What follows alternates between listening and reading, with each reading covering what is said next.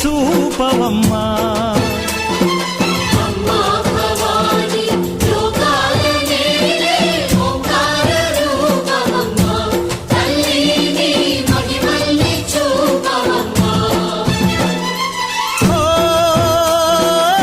సృష్టికే దీపమా, శక్తికే మూలమా, సింహరథమే నీదమ్మా.